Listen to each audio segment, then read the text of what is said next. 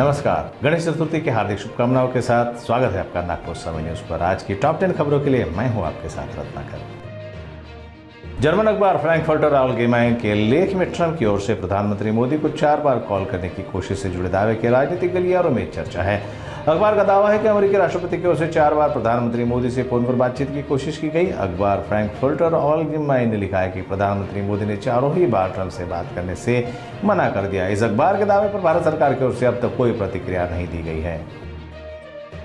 भारतीय off spinner Ravichandran Ashwin ने अपने इंडियन प्रीमियर लीग करियर को विराम देने का ऐलान किया है। अश्विन ने साफ किया है कि वह अब आईपीएल में नहीं खेलेंगे, लेकिन उन्होंने दुनिया भर की T20 फ्रेंचाइजीज लीग के लिए दरवाजा खुला रखा है। रविचंद्रन अश्विन ने इंडियन प्रीमियर लीग से रिटायर होने का फैसला लिया है।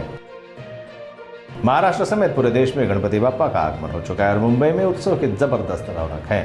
मुंबई के सबसे बड़े पंडाल लालबाग के राजा के दर्शन के लिए भक्त रात से ही लंबी कतारों में लग गए हैं। यहाँ आम लोगों से लेकर सेलिब्रिटीज तक सभी एक ही पंक्ति में बाप्पा के दर्शन करते हैं। मुंबई पुलिस ने सुरक्षा के पुख्ता इंतजाम किए हैं। चप्पे चप्पे पर पुलिस के जवान तैनात हैं। मुंबई में गणेश उत्सव की धूम के बीच मराठा आरक्षण का मुद्दा गरमाया। एक तरफ लालबाग के राजा समेत प्रमुख पंडालों में सुरक्षा के कड़े इंतजाम है, जहां मुंबई पुलिस ने 13,000 से अधिक जवानों की तैनाती की है। वहीं दूसरी ओर मराठा आरक्षण आंदोलन के प्रमुख नेता जरांगे ने मुंबई में बड़े प्रदर्शन का ऐलान किया है।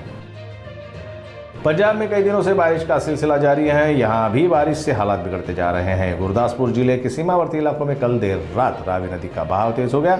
इससे डेरा बाबा नामक में अंतर्राष्ट्रीय सीमा पर करतारपुर कॉरिडोर दर्शन स्थल दूसरी बांध टूट गया। पाकिस्तान के सीमा पर बने करतारपुर कॉरिडोर के पुल के नीचे पानी तेज धारा में बह रहा है। आसपास के कई गांव में भी पानी घुस गया है। दूसरी बांध टूटने से पूरी कृषि भूमि भी जलमग्न हो गई है।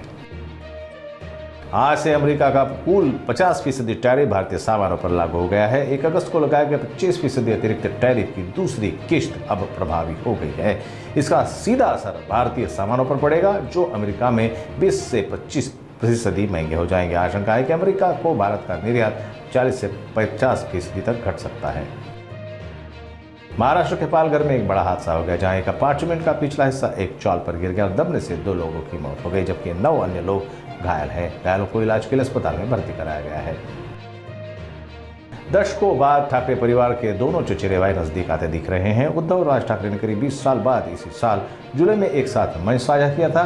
आगामी 2026 के बीएमसी चुनाव से पहले इस राजनीतिक समीकरण पर सबकी निगाहें टिकी हैं। पूरे महाराष्ट्र में गणपति महोत्सव की तैयारियां जोर शोर से चल रही हैं। 27 अगस्त से शुरू हो रहे गणपति उत्सव के लिए मुंबई पुलिस ने सुरक्षा के पुख्ता इंतजाम किए हैं। जॉइंट कमिश्नर सत्यनारायण चौधरी ने बताया कि 18,000 से ज्यादा पुलिसकर्मी तैनात रहेंगे। इसके अलावा 11,000 सीसीटीवी कैमरों से निगरानी की जाएगी। भीड़ भाड़ वाली जगह पर ड्रोन का भी इस्तेमाल होगा। आशीष शेलार की जगह अमित साटव को मुंबई बीजेपी का नया अध्यक्ष बनाया गया है। बीएमसी चुनाव से ठीक पहले हुए इस बदलाव के पीछे फडणवीस इफेक्ट है या ठाकरे ब्रदर्स का साथ आना अब राजनीतिक गलियारों में ये चर्चा का विषय बन चुका है। आज की टॉप 10 खबरों में बस इतना ही। खबरों का सिलसिला नागपुर समय पर यूं ही लगातार चलता रहेगा। बने रहिए हमारे साथ नागपुर समय न्यूज पर। फिर से एक बार सभी दर्शकों को गणेश चतुर्थी की भक्तिमय शुभकामनाएं। नमस्कार।